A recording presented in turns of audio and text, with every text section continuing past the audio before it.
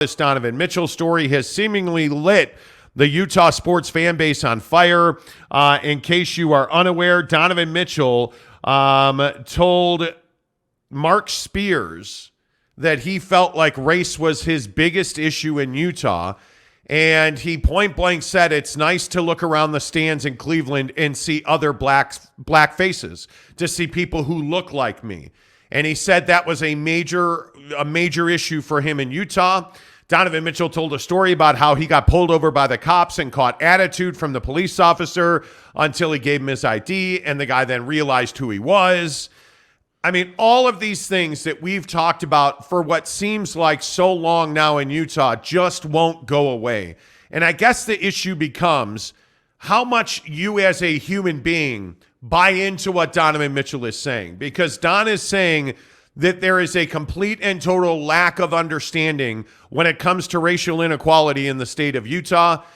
Jake, when you hear these comments, what does it make you think? Yeah, I mean, I first off, what it makes me think is, oh, God, here we go again. I mean, that's the first thing. I think about the BYU incident. I think about incidents that Russell Westbrook has had. I think about, these type of comments, and it always stirs up the underbelly of the world, if you will. You're always going to get people who have certain opinions, if you know what I mean, about race. And I think that it's really unfortunate. But the other initial thing that really hit me yesterday when I was reading Donovan Mitchell's comments are, hey, this is how he feels. This is Donovan Mitchell's feelings.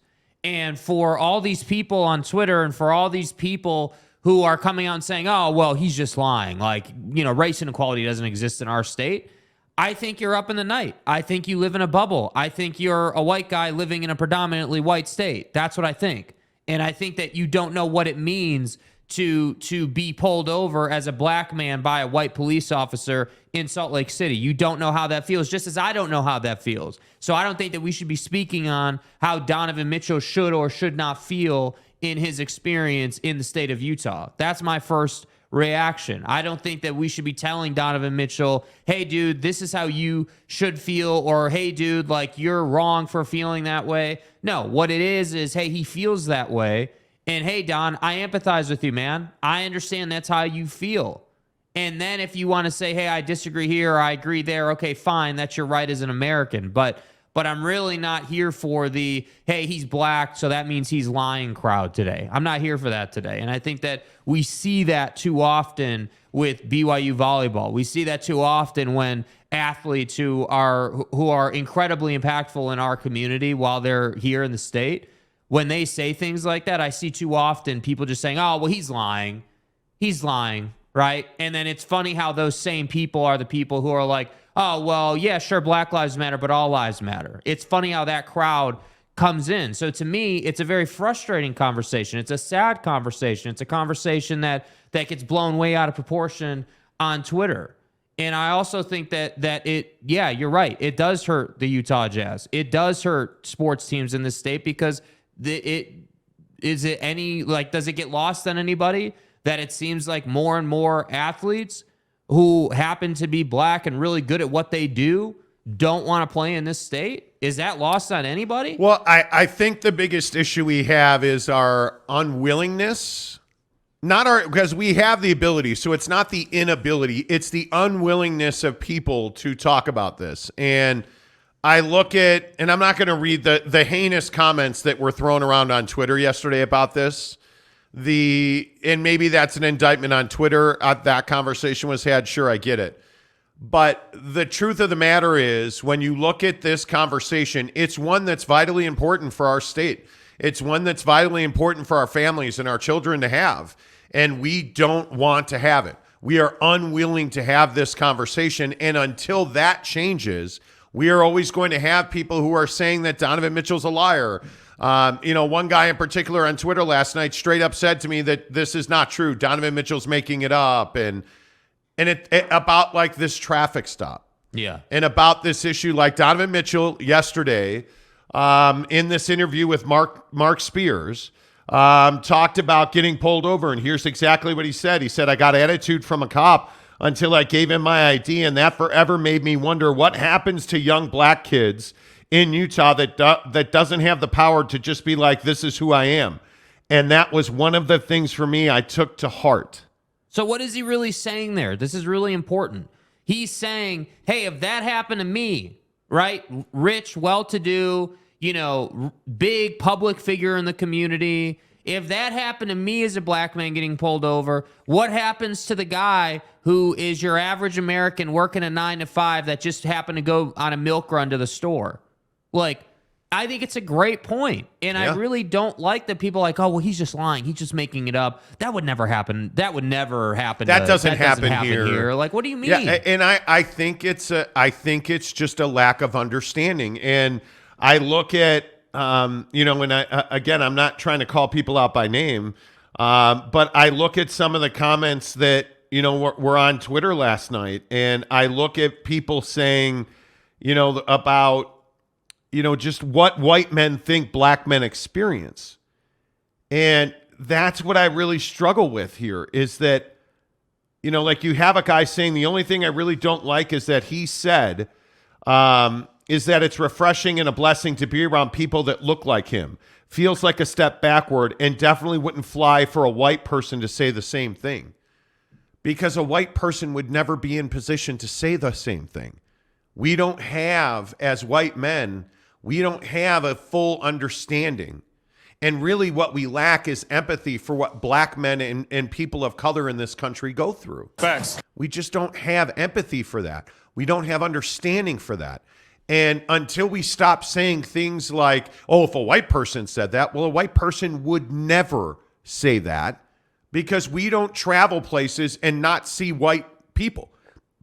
Like, especially in the state of Utah. Do you understand just how white this state is? Do you understand that in 2021, if you look at those numbers, do you understand that the population of the state of Utah is 92.1% in 2010? And we've had this explosion of total population. Right. All the people leaving California, all the people coming. And we are still 90.3% white. I said 90.3% white, which is unbelievable. And I would also point out that as you look at this graphic, note that the black or African-American population is one of the smallest populations in our state.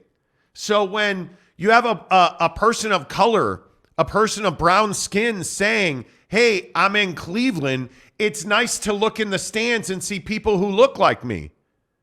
How can you not empathize with the fact that in Utah, when you're a black basketball player and you look in the stands, you don't see people of color in the stands. You just don't. And that's a reality. Why are we fighting against that when the statistics clearly say that's the case in Utah? Oh, but we don't believe that. And it's offensive that he would say that. It's not offensive. It's offensive that you have no empathy and that you can't understand the pain that Donovan Mitchell experienced when the Utah Jazz, for the last 2 years, gave a scholarship away for every win. That they gave away over 150 scholarships, full rides, tuition, room and board, education, and people were pissed that they did that because it went to, communities and groups of people who were underprivileged and don't have access to those scholarships normally. And white people were upset that black people and people of color and minorities had access to those scholarships. What kind of message does that send? Like, what are we that? And then you get into the fact that our state is exploding. There's 3.3 million people that live here. Yeah. And yet the white population is not markedly lower, right? You look at the fact that in 2021, the largest racial or ethnic group in Utah was white non-Hispanic, which had a population of 2.6 million. Between 2010 and 2021, the white population had the most growth increase by 343,000. That's not an opinion. That's numbers. That was our facts. And yet we're arguing with a black man who says, hey, when I looked up in the stands in Utah, I didn't see people who looked like me. So don't tell me that it's unbelievable. A step backwards. Don't tell me that Donovan Mitchell is being disrespectful to the Salt Lake City community, because he's not. And this is the comment he made about refreshing. He said, then to be able to not see many of us in the crowd, he means people of color. I tried my best to make sure I invited young black and brown kids to games, to be around the community. But just to not see us there, it was definitely tough. And being in Cleveland now, you see us courtside. It's just refreshing. It's a blessing to be black around people that look like, back around people who look like me. Why is that wrong to say? It's not. Like, do you understand? Like, put yourself in Don's shoes. If you're a white guy or gal, and you grew up in a community that was 92, almost 93%, let's say black, and you went to a basketball game and you were the only white person there, yeah, you think you wouldn't be uncomfortable? You think that people wouldn't look at you? And Come on, man. And the bigger issue is what Donovan Mitchell is saying here is really damaging to the Utah Jazz. It's really damaging to the Utah Jazz. Because you think about where this team is now and trying to rebuild the organization. Right. Trying to add talent, trying to add free agents, trying to trade for guys. Donovan Mitchell has a lot of friends in the NBA. He is a very popular player amongst players. And I think it's incredibly difficult to imagine a top free agent who is a person of color, a black person, a Latino player. Like, I have very difficult times believing that a black man would willingly choose to make his living in Utah. That's an issue. After hearing these comments from Donovan Mitchell. Mm-hmm. And these guys talk about this on a regular basis. And by the way, this is why I go back to BYU and the Duke volleyball situation. They had to passionately defend themselves. They had no choice, because what is the overwhelming belief? Well, yeah, of course it happened. That's in Utah. It's BYU. Yeah, of course they're racist. So now you have to passionately fight against those accusations. And the problem is you have a black man who lived here, who should have been beloved and was, right up until he started talking about education and history. And you have he had that run-in. And this is one of the more difficult parts of this, is that Donovan Mitchell wanted to talk about the history, the history of black people in this country. Yeah. And he was not allowed to do that. He was, by any measure, he was attacked by Stuart Adams. Mm-hmm. There's no doubt about that. Stuart Adams is a Utah State senator, by the way, saying that Stuart Adams went after him, saying that, hey, you need to get educated on black history yourself. Yeah, we have that picture there too. And it's like, yeah. Wow, like, what are we really? That's what it's that bottom one there. That's what people are trying to, that's the message that you're trying to send to people. Like, it's just, it's crazy to me that somebody like Stuart Adams, did that. Like, I still can't believe he did that. And you see the quote there. The bottom line is, I just think that we don't have the ability to have this conversation. And the other issue is, if you look at the guys at the Tribune, they don't want to talk about it. You look at Tony Jones, who I think really has to talk about it, has not said one word about this. You look at Sarah Todd, who took the exact opposite approach and attacked people on Twitter last night. Like, we have no way to openly and honestly talk about this. And I don't understand why that is. Why, as adults, why, as leaders in our community, can we not talk about this? Yeah, I think it's people are scared of it. I think that's the biggest issue. People are scared that if they talk about it, there will be this huge backlash. And the truth of the matter is, in our industry, if I'm being honest, as a beat writer or as someone who covers a team, specifically in the NBA, like when an NBA player comes out and says this, number one, you have a responsibility. But then furthermore, number two, when it's Donovan Mitchell, the guy who was the star of your team, right? Yeah. Like Mr. Utah Jazz for 5 years, I think you have an even bigger responsibility. And so that's why today we're leading with it, because we don't work for anybody and we have a responsibility, in my opinion, as white men to talk about this from our perspective. Because Don has his perspective and he shared it, and I applaud him for sharing it. Right? But we need to say, hey, we don't have Don's perspective. We're physically incapable of having Don's perspective. And I feel like too many of us don't want to say that or don't want to admit that. We're too busy saying that he's lying, and that's an issue. What you can't do is just write off his feelings. And the thing that we do too often when we're having conversations that we don't like or that we can't is we just assume that somebody's lying or making something up. If somebody feels a certain way, those feelings are valid. Whether you agree with them or not is irrelevant. It doesn't matter if you agree with Donovan Mitchell or, if you're having an argument with your wife or your girlfriend. It doesn't matter if you agree. Those are their feelings and they are valid. And you need to take those in and spend some time thinking about that before you just go on and run off about what you think. Yeah. Because I just think that's a mistake. It's just so difficult I don't know how we fix this in our country, because we just can't have conversations. We can't.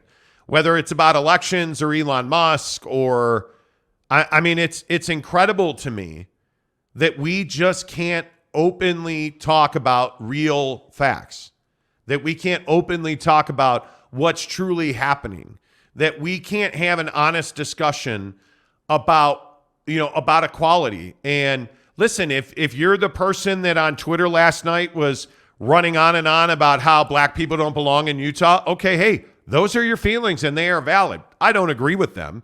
I don't think anybody agrees with you, or most people don't agree with you. I'm sure there's a small percentage who do. But we can't sit here and say that there is no issue with equality in this state. We just can't, because I got news for you. There is a huge issue with equality in the state of Utah. Racism in the state of Utah is, and I don't even think it is like intentional every day. The biggest problem with racism in the state of Utah are people that will say, well, I just don't see that. When a white person says, that doesn't happen, or, the best racist of all racists are the ones that are out there dropping N-bombs and attacking people, because we know who they are. Yeah. Right there. They've been identified. Absolutely great. The biggest problem and the most difficult part of racism is people who don't even understand why they're being racist. They'll say something like, well, that doesn't happen, or I don't understand that. Or why do we need to provide scholarships, for underprivileged communities?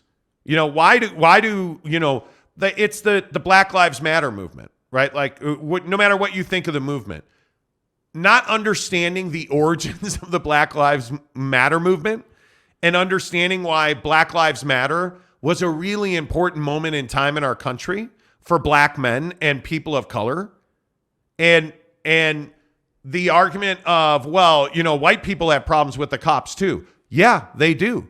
And yes, of course, every human being, regardless of race, matters. But in this moment in time, it's black men against police officers that are having significant, consistent, repeated run-ins with cops where a lot of black men were being murdered on camera on the street. And we need to focus on that particular situation. Yeah. It's not that white people should all die and black people shouldn't. It's that in this moment, black men are having issues with police officers on the streets of America. Yeah. But we didn't recognize that. And we didn't openly talk about that. We didn't care about that. So when Donovan Mitchell shows up and Donovan Mitchell's talking about wanting to, educate Utah school children on the history of Black America, people got all pissed about it. Yeah. And people got all hot about it and said, hey, well, maybe you should go back and learn about black history. Well, what are you upset about?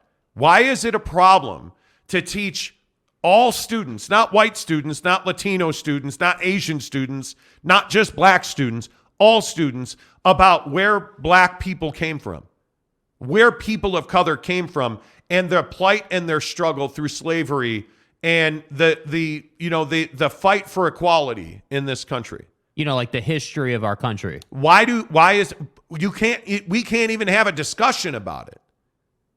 Why is that? That's what Donovan Mitchell is talking about. That's his issue. So when he says, hey, as a black man, to look up in the stands at Vivint Arena and not see many people that look like me, it's refreshing to be in Cleveland and see court, not in the stands, sitting courtside in the most expensive seat, to see people who look like me is refreshing. Why is that offensive to you? That's the stuff that I'm saying. Yeah. Like, I just don't think we have empathy. I don't think we have understanding. I don't think we give a damn about what other people's feelings are. Whether you're driving your car or we're talking about race relations in the state of Utah. I just don't think we care about the people next to us. Yeah. That's where I'm at with it. I would love to hear your thoughts on it. I'd love to know what you guys think about it. Oh, by the way, the Jazz got torched again. They looked absent from this game. And this is the second night in a row where they looked, the second game in a row, where they looked absolutely absent. And now you're going to Detroit tonight to take on Bojan Bogdanovic after getting rolled by the Milwaukee Bucks, who, by the way, didn't have their two best players in that game, and Giannis and Middleton. And you still lost by 30, or 26, excuse me. Then you go to Cleveland last night, and you lose by 23. Yeah. And now you're going to Detroit on a back-to-back. And by the way, shockingly, I would point out that tonight the Utah Jazz are a 3.5-point favorite at 232. Yeah, kind of crazy, huh? These two games are the two single most concerning games of the season because there was a lack of effort. There was a lack of effort in Milwaukee, and there was a lack of effort in Cleveland last night.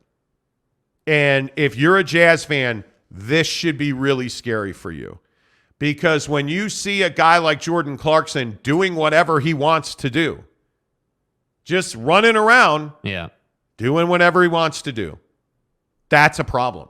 And when you see Lauri Markkanen have a big first half and he just disappeared in the second half, again, you have to start asking yourself, okay, is this because we currently employ a rookie head coach who isn't making adjustments? Or are the players just not listening to him? And you know what the biggest problem with that is? This is the exact same conversation we had about Quinn Snyder. Is this guy just not making adjustments, or are the players just not listening to him? Because what I saw in Cleveland last night was embarrassing. Yeah. This team got humiliated again. Okay, if it was once in Milwaukee, we can write that off. You went to Cleveland against Donovan Mitchell and got humiliated. And what this tells you is there's very little pride on this team, for this team. You know what I mean? Like, there's very little pride amongst this group of guys because they're wearing the note on their chest. These are just a bunch of guys that you brought together on nights like this. It shows these are just a bunch of guys you brought together who have no relationship and have no chemistry. Yeah, and they look lost on defense. Defensively, I think, is where all the issues start. I mean, you're looking at a team that is allowing incredible penetration in the paint, and then they're able to pass, they're able to operate, they're able to basically do whatever they want to do to you, and you're not stopping them. And my biggest issue specifically last night was I'm watching guys like Vando, Lauri Markkanen. Like, I even saw Jordan Clarkson. Get a ticket, dude. Like, because you guys are just standing around watching. Yeah. Like, that's what was happening. Like, I'm not even trying to hate on them. That's what you guys were doing. You were literally standing around in the paint, not being active, standing flat-footed, and just sort of looking at each other. Meanwhile, Evan Mobley and Jared Allen and Darius Garland are having their way. And so to me, this whole concept of belief in the team, Like believing that you can get into the play-in, because I still think that's within this team. I think that they're talented enough to get to the play-in tournament. I really do believe that. I think that's possible, but it just doesn't seem like they believe that. Like, there's no way that Cleveland is, whatever it ended up being, like 25 points better than you. 10, 12 points, okay, sure, I can get down with that. Hey, they just beat you, better team, Yep. Cool. But 25, 30 points 2 nights in a row, that seems a bit excessive to me. And the problem is the defensive end stuff that I was just talking about bleeds into the offense. So Jordan Clarkson, as you were saying, just ends up doing whatever the hell he wants to do. And so then I got to ask the question, okay, well, all this is happening. What's Will Hardy going to do about it? And clearly last night the answer was nothing. And what is going on with Lauri Markkanen? Like, he's having these, how many times have we talked about it on the show where Lauri Markkanen will come out and have a monster first half and then disappears? Like, it's no longer a trend. It's the way that this team operates. Like, he'll put up 18, 20 points in the first half and like 6 or 7 in the second half. And I think it's because you don't have a hierarchy on this team.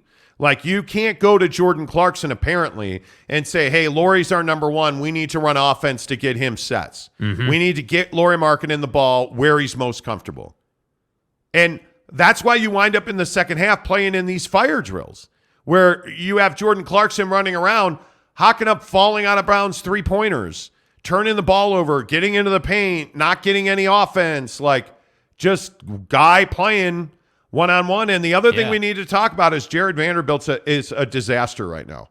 Like, I have no idea, especially in the first half last night. You're just not going to box out? Jared, you're just not going to box out. You're just not going to do it. Yeah, because you're not going to go rebound. His strength as a player is athleticism, right? Like, that's what you see in Jared Vanderbilt's game. Hey, maybe you're not a great jump shooter. Maybe you're not this, amazing 7-footer the way some other guys are, because you can't teach size, right? But you're athletic, right? You can develop defensively, and you can be in the right spot at the right time to get that rebound for your team or to make those plays, do the dirty work essentially. And he's not doing that. And I don't really understand that. It's almost as if he's just kind of going along for the ride most nights right now. And it's like how many times is Jared Vanderbilt going to get sent into the first row behind the basket trying to rebound? Like, how's that going to happen? I think if you're Will Hardy, you have to make adjustments here. You have to make adjustments. I mean, did you guys see Udoka Azubuike last night try to lay that ball in? Like, one of the issues that this team is going to be plagued by until this roster is changed, they cannot rebound effectively, and they can't play at the rim with their bigs. Like, Walker Kessler is a nice young player that's developing. He is not a starting center in this league at this point. He is not. I was completely wrong about trying to start Walker. This is not a starting center in this league. Jared Allen ate him up last night. Yeah. And the lack of compete is what was so frustrating. Yeah. The lack of want to, and maybe it's just ability. I don't know. I am really struggling with Jordan Clarkson right now. Like, my desire to see Jordan Clarkson go back to the sixth-man role is huge. Yeah, and I just don't know why we got away from running sets. Like, even if you were losing games that way, which you weren't, by the way, but like, you won those first 10 games or whatever out of your first 10 of 13 because you were running good offense. You were running sets. You were moving the ball. You were finding the open man. And even if Vando is a 25% three-point shooter from the corner, he's still going to make 2 of those 5 wide open looks because you ran the set properly. And that's kind of what that to me is like the core issue overall, both defensively and offensively. Defensively, conceptually, you're all messed up. Like, you're getting lost on defense. Your pick and roll communication's not good. Like Donovan Mitchell, like, you could see what they were doing. Donovan Mitchell brings the ball up. You set a pick, you get the switch with Vando on Donnie, and Donnie just goes to work. Which is why you look at the box and you're like, oh, wow, Donovan Mitchell, 8 of 12, 4 of 5, 23 points in 23 minutes? Dude didn't even have to play 30 minutes? Well, and then you look at Jordan Clarkson in his last 5 games. His last real quality effort, I think, was Golden State. But you look at the fact that last night, 3 turnovers, 0 assists, and 23 points. And people are like, oh, he had 23 points, and he was 3 of 6 from 3. Well, but the issue is that he's got 3 turnovers, no assists, 2 rebounds. Like the point thing in the NBA has become such a glamour stat. Yeah. But you're winning and losing games on this club with assists and turnovers. And if you look at the last 5 games, he has had 5 turnovers, 3 assists, 4 turnovers, 3 assists, 4 turnovers, 2 assists, 3 turnovers, 3 assists, 3 turnovers, 0 assists last night. And the points, I mean, the points are great, but Jordan Clarkson's always going to score in double digits. Yeah. Always. You look at last night and you look at some of the numbers. Did you guys see the numbers? The fast break points. 29-2 for Cleveland. 29-2. 14 turnovers for the Jazz. 15 points. Like it's ugly. Yeah. It is absolutely ugly. 19 total assists for the Jazz last night. 24 for Cleveland. 45 rebounds, 35 for the Jazz. Cleveland easily wins that. Like, you just look at these numbers, you're not making free throws. You're not you're just making really critical mistakes that are handicapping your ability to win games. Yeah. It's a huge problem. All right, let's get your comments after we tell you that all of our Jazz talk on this show is presented by Tri-Day Trading, TriDayTrading.com/Monty. Get off the hamster wheel. Finally keep that promise you've made to yourself for so many years that you're going to make significantly more money in 2023. Keep that promise to yourself, and I'm telling you, it starts by going and watching a free, no-obligation webinar at TriDayTrading.com/Monty. TriDayTrading.com is absolutely your way out of working that 9 to 5 that is just sucking your soul. Yeah. If you're working that job and you hate getting up and going to work every day, if you're chasing that paycheck every 2 weeks, if you're the guy that's done everything from driving Uber, Lyft, DoorDash to Amazon FBA to eBay, garage sailing, stop. Stop chasing the side hustle and start by getting to TriDayTrading.com/Monty. Don't take my word for it. Speaking of the Jazz, how about Alema Harrington? Alema Harrington here. You know, I've been in the broadcast business going on 30 years now. And after that amount of time, you start to be able to pick some winners. I want to share a winner that I'm aware of with you, and that is my guys at Tri-Day Trading. They're going to teach you how to trade, and then they're going to let you trade using their money and then split the profits with you. That's a pretty winning deal. If you want to register for a free webinar, all you have to do is go to TriDayTrading.com/Monty. So for more information, it's TriDayTrading.com/Monty. We'll see you there. There you go. Alema Harrington telling you to get to TriDayTrading.com/Monty. Keep that promise to yourself and do it today. Don't wait for the new year. Do it today at TriDayTrading.com/Monty. All right, let's get your thoughts in here. We're talking about a couple of things. The Jazz game from last night and these 2 games. Like, how serious or how damaging do you think these 2 games were? I think it's pretty damaging. I think this team has to show up in Detroit tonight and not only win the game, but you got to play really well. Keep it real. I think you got to play really well. We're going to find out who you guys are tonight. Because you have gotten embarrassed 2 nights in a row, especially the Milwaukee game when you didn't have Giannis and Chris Middleton, but you got embarrassed last night. You just got run out of the building in Cleveland. Let's see what this team does in Detroit tonight. Again, they're favored, which is a little surprising. Are you surprised that they're favored tonight? Yeah, a little bit. I mean, I think that, the more and more that I look at sports lines, when we're doing the show every day, the more and more you start to understand, or I at least start to understand, that these lines aren't made on what these 2 teams are doing, in my opinion. They're made on the national narrative. And the national narrative is that the Utah Jazz are an overperforming bad basketball team that has the ability to beat any team on any given night.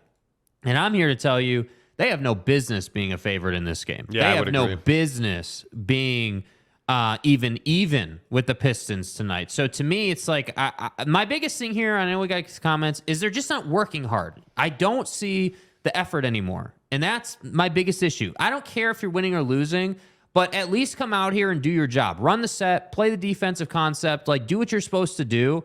And hey, if that's a loss, it's a loss. But you're not even doing that right now. Mark Hale's first win in this morning. Good to see you, Mark. Neville, how the heck are you? Gage Carter says, good morning. I honestly think it's a huge problem when Laurie goes off in the first half. He disappears in the second. Give the ball to the hot hand. Well, I don't know that you have that in this offense. I don't think there's anybody looking to say, hey, who's the hot hand? What happens on the night when there isn't a hot hand and you need 15 out of 4 guys? Well, you still also, though, need to give the ball to Lauri Markkanen when there's no hot hand. I mean, he is your best player. He is your best option to get a basket, and he generally makes the right decision. Offensively, he's incredibly soft defensively, but offensively, generally, Lauri makes the right decision. What's up, San Diego State? Carl Lovelace, how the heck are you?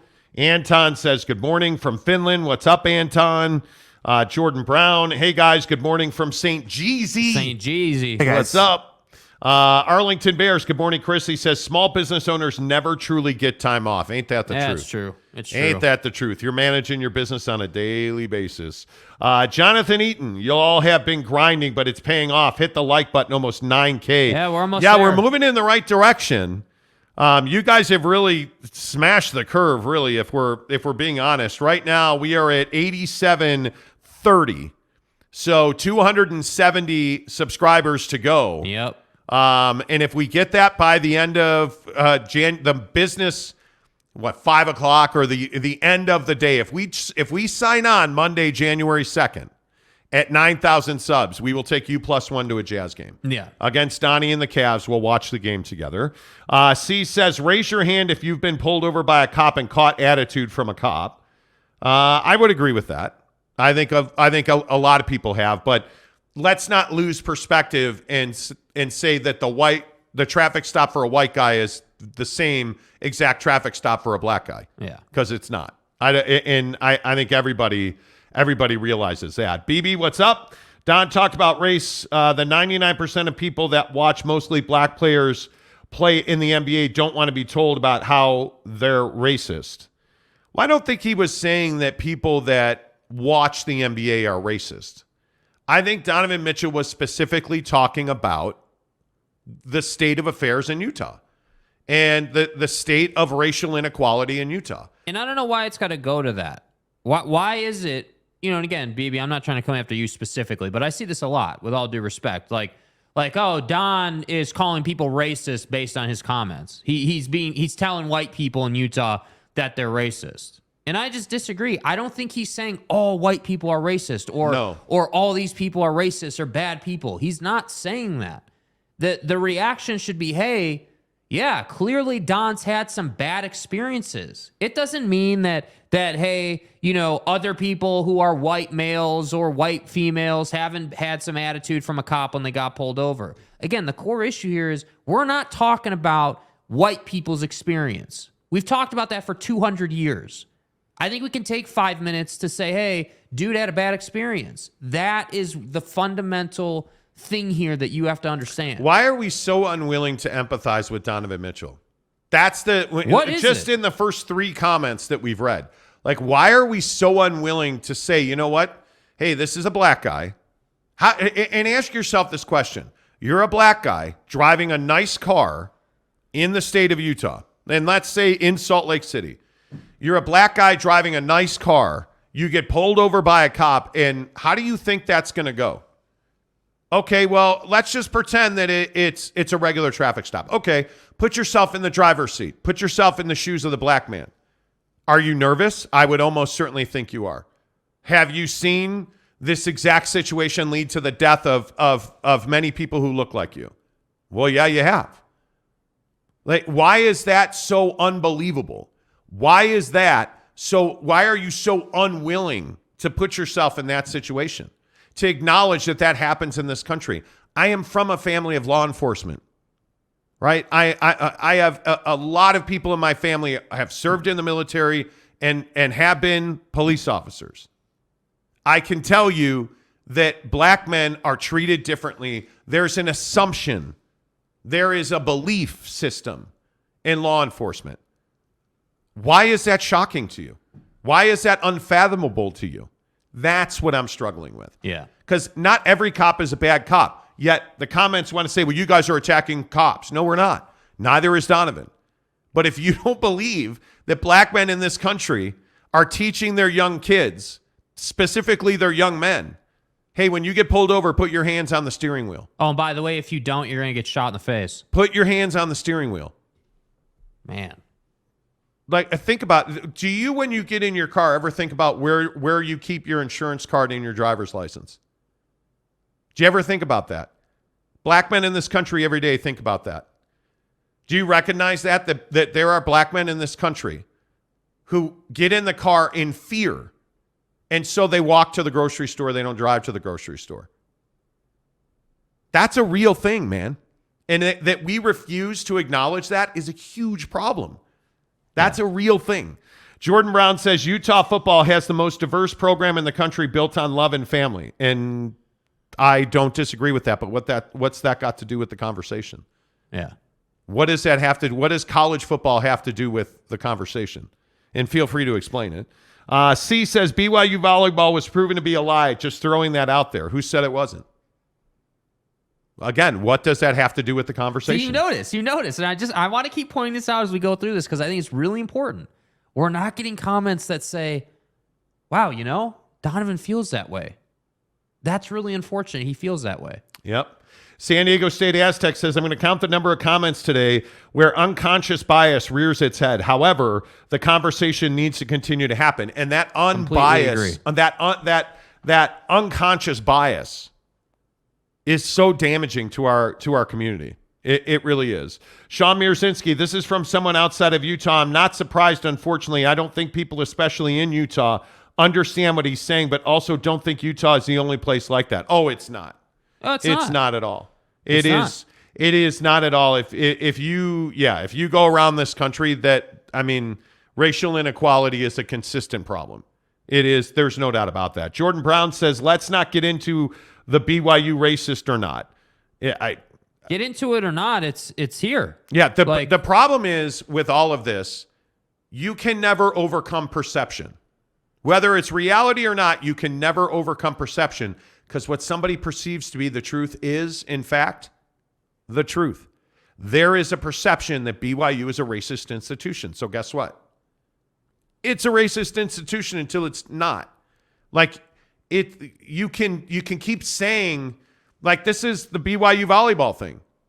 This is why I specifically brought up the fact that they put a ton of time, money, humans, resources into proving that the Duke volleyball allegation didn't happen. Hey, by the way, did somebody yell racist taunts at a Duke volleyball player? They did. Did BYU, do a sham investigation? They did. You know why? Because that's the perception. Of course BYU says nothing happened. Never mind that the people who say that stuff have no idea about the volumes of security tape that was watched.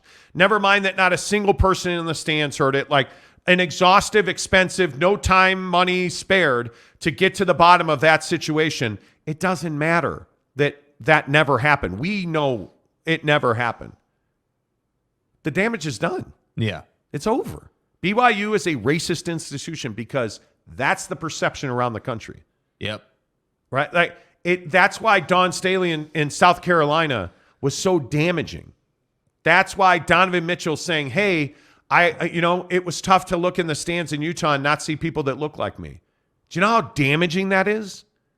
The cop story is damaging. How many black men that play in the NBA are like, oh, yeah, Utah's a racist state. Did you hear Donovan Mitchell was telling Spears that, he got pulled over and the guy gave him attitude and there are no black men sitting courtside? That's the reality now. Yeah. Because Don spoke that into existence. That's now the reality. Because the Duke volleyball player said she was taunted racially by the fans. That's the reality. So as a community, when this happens and we bring up, Smollett, he Smolletted it. Do you know how stupid you sound when you say that? Yeah. Do you know how stupid you sound when you bring up one incident that was so egregiously over the top? And do you know how much damage you do to our state when you do that? When you refuse to have a conversation? It's crazy. It's absolutely crazy. let's see. Tulin says, who's fighting against it? I'm just wondering why it matters. Explain that a little bit, because I don't know what you mean by that. Jordan Brown says, my wife says, I don't know what empathy is. Monty, will you help me out? Empathy is clearly, it is as clear as day. Can you put yourself in the position of the person that you're talking about? Can you put yourself in the driver's seat, getting pulled over in a nice car, being a black man, being pulled over by a white police officer? Can you understand how that black man feels getting pulled over by a white police officer? Can you empathize? Which means, can you understand how somebody else is feeling, what they're going through? Can you understand that? Or will you try? And most people won't try. They won't. Kanai Johnson, good morning. He says, Jazz look like what we expected at the beginning of the season. I'm not worried. On to the next. Well, that's interesting, because I do think what we've seen in Milwaukee and Cleveland is what people thought this team would be all year, and it has not been. So C says, don't have empathy. That's just not true. It's different point of view. Ask Congressman Owens about the state of Utah. Does his opinion not count because he's a conservative? Well, what's his being a conservative have to do with anything? See, good example. What is Burgess Owens being a conservative has nothing to do with, like, what does that have to do with the time of day, man? Like, what are you talking about? He says, black people aren't a monolith, and many black men disagree with Donovan's point of view. Who cares? What does that have? Again, why are we spinning? Why? All I'm asking you for is, how come you're not willing to hear Donovan Mitchell out and have the conversation? Why is Donovan Mitchell automatically, yesterday on Twitter, if you just go and read it, he was called a liar. He was making it up. It's not true. Why are we not willing to hear him out and understand his feelings in his position? Why? What is the problem here that we can't have the conversation? That's what I don't get. Richard McDonald says, Donovan Mitchell was great for the state of Utah. He went to games, barbecues. He hung out at rando parties. I have several friends who kicked it with him, and he's right to feel the way he does.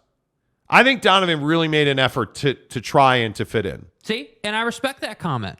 Hey, he has a right to feel the way he does. You're damn right he does, right?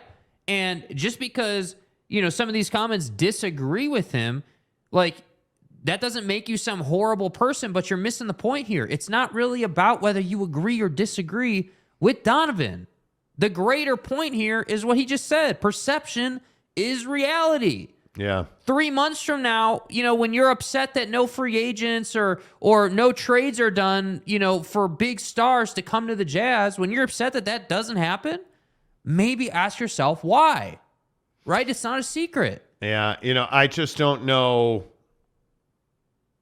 Yeah, I don't know, man. It's really difficult to read some of these comments today. Like, and I look at, there's, and I'm not even going to, if you're going to sit here and insult Donovan Mitchell, and call him a POS skeet, you're out, dude. Like, I'm just not going to, I'm not going to do that. I'm just not. To me, when you start calling Donovan Mitchell a POS, that tells me exactly who you are. And frankly, I'm not going to entertain And again, it. We're not the show that blocks people. You need to understand that. We're not out here putting that much time into the comment section saying we're going to block this guy or that guy. You're just not welcome here, Skeet. Yeah. Like, it's that kind of comment is exactly the issue that happens here. Like, you just can't. OG says, y'all in the comments are wild. He didn't say everyone in Utah is racist. He did say that he had uncomfortable experiences, and in the top of that, they weren't many people that looked like him. He had uncomfortable experiences, and he didn't see many people that looked like him. Let's see. Mike Maples says, there's no questioning the cop thing, but there's a real debate about CRT. There's a problem with the BLM organization sponsorship in the bubble. I would agree with that. That's a different conversation, but I think the BLM conversation on the whole is one that's got many levels to it. It's just not, yeah. Maple says he also got very political in 2020. He went on a side that is against most Utahns' views in politics are toxic. There's no doubt about that. Politics are toxic. But that might be the core issue. Absolutely right. But yeah. like that, like you're 100% right, Mike, but that's the core issue, right? Like politics shouldn't be toxic, but the fact that they're toxic in our state plays right into what we're talking about this morning. That hey, he thinks, like just as an example, he thinks one thing, I think another thing, and then I think he's some horrible person. That it can't be like that. Yeah. And that's what we're doing to Donovan Mitchell, that he's some horrible person, or we have people in the comments saying he said everyone in Utah was racist. That's not what he said. Yeah. Code said, is Donovan Mitchell the only player who brought this stuff up about Utah? He's not. He's not. There's a laundry list. C said, and I don't buy that we don't talk about it. Burgess Owens begged the Jazz to let him talk to them. They refused. I think we don't talk about it. We as a state don't want to talk about this. We don't want to talk about it. Absolutely, we don't. Why is the media not talking about it? Yeah. Why am I getting tweets, right? The beat reporters for the Jazz, right, are happy to tweet about it. You're happy to tweet the story in Donovan's comments, but you don't have the cojones to give your opinion, right? You're happy to get all the Twitter traffic and the analytics and to be in the feed, but you won't give your opinion. And I have a real problem with that. BB says, Elon Musk allowed free speech and Dems attacked him. What a joke. No, what Elon Musk has done is he allowed free speech that was convenient. When people started asking him why he was blocking people, he then blocked them and then tried to get their new accounts blocked. And like he said, hey, if you're going to post links to your Instagram on your Twitter feed, we're going to turn your Twitter feed off. That's not free speech, man. That's not free speech. You know, Brandon Butler says white people shouldn't be commenting on systematic racism to people that experience it. CRT is a valid discussion that needs to be had. Anybody's feelings are valid. That's the thing. I'm not the CRT guy. Like, I'm not going to sit here and argue that CRT should or shouldn't be in schools or whatever you want to say about it. I'm here to argue that Donovan Mitchell has feelings. They are valid, and he should be able to talk about them. And in the state of Utah, he can't. He can't. That's the problem. You know, like it's remarkable to me. It is absolutely remarkable to me. Maple says politics have become more toxic in the last 20 years. You're right, Jake. I grew up when politics was just a difference in philosophy. Now people are taught to hate and disassociate with the other side. Yeah. Yeah. It's so frustrating that you can't talk about being a Democrat with a Republican or vice versa. You can't. Because you're an idiot. No, you're an idiot. No, you're an idiot. Okay, I'm never going to talk to you again. You just can't. And we can't do that. You know, like it is, these are hugely important conversations, guys. Like if we can't recognize the value and the importance of these conversations, of the magnitude on our kids and their kids and their kids. Like I'm 49 years old. I'm probably not going to see resolution on race inequality in this country by the time I'm dead. But my kids and their kids and their kids are going to have to live with this. And the fact that we refuse to elect new people, younger, different converging viewpoints, but we keep guys like Mitch McConnell or whoever you want to point to, these career politicians like Nancy Pelosi, will put their names on buildings, even though they haven't moved the ball forward. Yeah. They haven't built for our generations. They built for themselves. But we don't want to talk about that. Right? I mean, it's crazy to me. We want it to be convenient. Yes. I agree. Jacob DeLambo says the fact we can't talk about racism is sad. I agree with that. Jose says, are people really arguing that Utah doesn't have a race problem? Come on, guys, especially down here in Provo. Well, I don't know that the entire state has a race problem, but we definitely have a part of our population that doesn't want to hear from Donovan Mitchell. They want him to play basketball and then go home and not talk. They want Donovan to be a robot and then hang him up on the shelf, and then when the next game comes around, take him off the shelf and let him play basketball. But they don't want to hear about the fact that he actually lived his life in our community and this is how it went for him. You know, like that's crazy to me. Let's see. BB said Don was calling Utah racist. That is the true perception of his comments. Oh, I don't think there's any doubt that's the perception of his comments. He didn't say everybody in Utah was racist. He never said that. Ed Kiley said, constant playing the victim grows tiresome. There's nowhere blacks are treated better than Utah. Oh, stop. Guy, you're embarrassing yourself, dude. You're absolutely embarrassing yourself. And Donovan Mitchell is not playing the victim card. How is he playing the victim card? Like, again, should it not bother you that a black man is saying that he didn't feel comfortable living in our community? That doesn't bother you at all. Like, that doesn't, if you don't feel a twinge of embarrassment over that, there's something wrong with you. If you hear Donovan Mitchell saying, hey, you know what, I wanted to go and talk to schools and I wanted to go and talk to youth groups and he was not allowed. And then somehow turning, over 100+ scholarships for underprivileged communities into a problem, people got pissed that you gave away over 100 full ride scholarships, room, board, tuition, everything. People got pissed that they gave away scholarships to underprivileged communities. That should embarrass you.